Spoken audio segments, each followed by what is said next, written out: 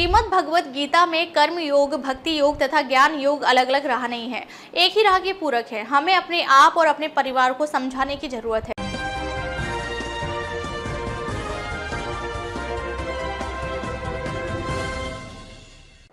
नमस्कार, मैं अंजना और आप देख रहे हैं एक्टिव इंडिया न्यूज। आइए एक नजर डालते हैं आज की प्रमुख खबर पर। श्रीमद् भगवत गीता में कर्म योग, भक्ति योग तथा ज्ञान योग अलग अलग राह नहीं है, एक ही राह के पूरक है। हमें अपने आप और अपने परिवार को समझाने की जरूरत है। हम वर्षों से सुनते आ रहे हैं कि मानव जीवन जीने के पुरुषार्थ के 4 स्तंभ हैं। पहला धर्म, दूसरा स्तंभ अर्थ है, तीसरा काम और चौथा स्तंभ मोक्ष है। इसी मोक्ष को प्राप्त करने के लिए हमें 3 रास्ते बताए जाते हैं, जिन्हें हमारे धार्मिक तथा कर्मकांडी ज्ञानी महात्मा बताते आए हैं। श्रीमद् भगवत गीता में श्री कृष्ण जी ने भी अपने उपदेश में अर्जुन को 3 अध्याय के माध्यम से इन तीनों की विशेष चर्चा की है, लेकिन उन्होंने मोक्ष के 3 मार्ग अलग अलग नहीं बताए हैं। इनको एक दूसरे का पूरक बताया गया है। हमें अक्सर यही बताया जाता है कि मोक्ष की प्राप्ति या तो कर्म मार्ग से होती है, या भक्ति मार्ग से, या फिर ज्ञान मार्ग से होती है, परंतु ये तीनों मार्ग अलग नहीं है। ये तीनों मार्ग तो मनुष्यता की उच्च कोटि को प्राप्त करने में सहायक हैं, जिससे हमारा मन भटके नहीं, क्योंकि इस संसार में कोई भी मनुष्य कर्म किए बगैर तो रह ही नहीं सकता। चाहे वो अच्छा कर्म करे अथवा बुरा करे, चाहे वो कर्म करे, चाहे वो विकर्म करे, चाहे फिर वो अकर्म करे, लेकिन कर्म जरूर करेंगे। हम इन तीनों मार्गों को अगर स्टेप के अनुसार देखें तो जैसे हमारे जीवन के 4 पुरुषार्थ होते हैं, उसी प्रकार जीवन का उच्चतम स्तर प्राप्त करने के लिए इन तीनों मार्गों की जरूरत होती है, क्योंकि हम सत्व कर्म तभी कर सकते हैं जब हमें ज्ञान प्राप्त होगा। जैसे जैसे हमारे कर्म आगे बढ़ते हैं, कहीं मनुष्य में अहंकार ना आ जाए अथवा अपने रास्ते से ना भटके, इसलिए मन को स्थिर रखने के लिए हमें भक्ति की जरूरत होती है। हम अपने कर्म फल को ईश्वर को समर्पित करने के उपरांत ही आगे बढ़ेंगे तो जीवन में भटकाव नहीं आएगा। हमारे कर्म भी तो 3 प्रकार के होते हैं, जिसमें सत्व, रजस तथा तमस है।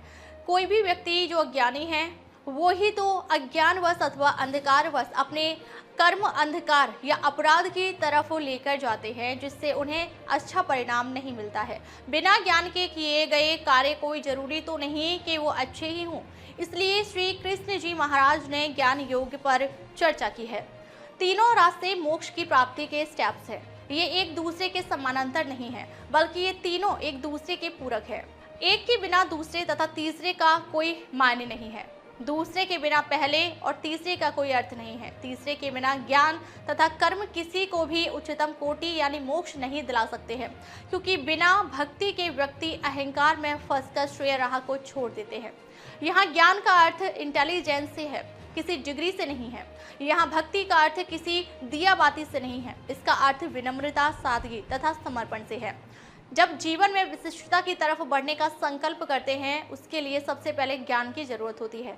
जैसे जीवन के 4 पुरुषार्थ में भी सबसे पहले धर्म की जरूरत होती है, उसी प्रकार किसी भी एक्शन से पहले ज्ञान अति आवश्यक है, जिससे हमें उस कर्म के सभी हित अहित का एहसास हो सके, जिससे हमें सात्विक कर्म, राजसिक तथा तामसिक कर्मों का ज्ञान हो सके।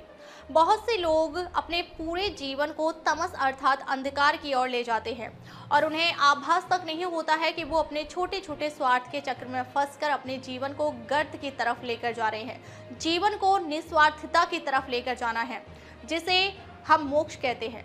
जीवन में श्रेय मार्ग को प्राप्त करना ही तो मोक्ष है।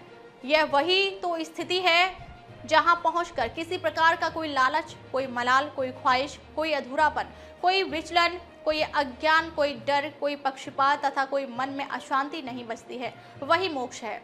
वहां पहुंचकर कुछ भी आपका मन भटकने में सफल ना हो, वही मोक्ष है। मोक्ष कोई मरने के बाद आसमान में नहीं है।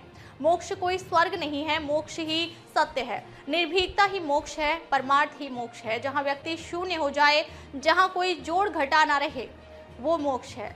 मैं बहुत ही विनम्रता से कहना चाहती हूँ कि श्रीमद् भागवत गीता में बताई गई तीनों स्किल्स किसी भी व्यक्ति को अपने कर्तव्य को सही ढंग से करने के लिए जरूरी है, क्योंकि बिना ज्ञान के किए गए कर्म या एक्शन किसी को भी प्रकाश की तरफ नहीं ले जा सकते हैं। जिस कर्म के साथ भक्ति नहीं है, अर्थात समर्पण, सादगी, विनम्रता, निस्वार्थता तथा निर्भीकता नहीं है, तो वो कर्म भी अहंकार के सिवाय कुछ नहीं है। इसलिए जीवन में अपने कर्तव्य का पालन करना ही धर्म है और उसी के लिए खड़े होना ही तो धर्म युद्ध होता है। मैं यहाँ युवाओं से कहना चाहती हूँ कि वो श्रीमद् भगवत गीता को अपने जीवन में मोटिवेशन जगाने के लिए अध्ययन करें। ये समझने की गलती ना करें कि ये ग्रंथ कोई सन्यासियों के लिए है। ये पवित्र ग्रंथ युवाओं के लिए है, जिससे उनमें ज्ञान आए, जिससे युवाओं में निर्भीकता जागृत हो, जिससे युवा अपने कर्म को जागृति के साथ करें। जब हमारे कर्म बिना अवेयरनेस के होते हैं तो हम गलती करते हैं। श्रीमद् भगवत गीता में श्री कृष्ण जी ने जीवन में उत्साह भरने की कोशिश की है। अर्जुन के मन बैठे अवसाद को दूर करने के प्रयत्न किए हैं। अर्जुन के 84 प्रश्नों अथवा संशय के उत्तर दिए हैं। अर्जुन के अवसाद को निकालने के लिए, अर्जुन के मन में बैठे हुए भय तथा अज्ञान को दूर करने के लिए 574 श्लोक कहे थे। क्या आजकल के बड़े बुजुर्ग या माता पिता या टीचर्स अपने बच्चों तथा विद्यार्थियों के इतने प्रश्नों के जवाब देने में सक्षम हैं? क्या आजकल कोई भी किशोर, टीनेजर्स या युवा विद्यार्थी अपने भीतर बैठे संशय को दूर करने के लिए 84 प्रश्न कर सकते हैं? मुझे लगता है बिल्कुल नहीं कर सकते हैं। श्री कृष्ण जी महाराज ने गीता के 3रे अध्याय में कर्म योग, 4थे अध्याय में ज्ञान तथा 12वें अध्याय में भक्ति योग के विषय में बताया है। उन्होंने हर उस विषय को छूने का प्रयास किया है जो मानव जीवन के उत्थान के लिए आवश्यक है। एक्टिव इंडिया के editor in chief Shankar Dheiva के अनुसार सभी विद्यार्थियों, चाहे वो बच्चे हों, चाहे किशोरावस्था में हो या फिर युवा अवस्था में हो, जीवन में उत्साह भरने के 3 स्टेप्स बताना चाहती हूँ। जैसे हर घर में सभी विद्यार्थियों को 1 घंटा गीता के श्लोकों का पाठ करना चाहिए। गीता के हर अध्याय को विज्ञान समझकर अध्ययन करने की जरूरत है। जीवन में अगर उत्साह को जगाना है तो प्रतिदिन गीता जैसे मोटिवेशनल ग्रंथ का अध्ययन करना ही एकमात्र उपाय है। श्रीमद् भगवत गीता में दुनिया के हर ज्ञान को मानवता के विकास तथा प्रेरणा के लिए रखा गया है। यहाँ लोगों ने अपनी सुविधा अनुसार व्याख्यान कर ली है और इसी गलत व्याख्यान के कारण ही लोग कर्म करने से भागते हैं। उन्होंने भक्ति मार्ग अलग समझ लिया, ज्ञान मार्ग अलग समझ लिया तथा कर्म करना छोड़ ही दिया, जबकि ज्ञान और भक्ति तो कर्म को ही सुसज्जित करने के लिए बताए गए हैं ताकि कोई तमस की ओर ना जाए, किसी में अहंकार ना आवे। आओ हम सब मिलकर गीता जैसे महान ग्रंथ को विद्यार्थियों तक पहुंचाने में मदद करें और उनके भीतर बैठे टेंशन, अवसाद, अधीरता तथा भय को दूर करें।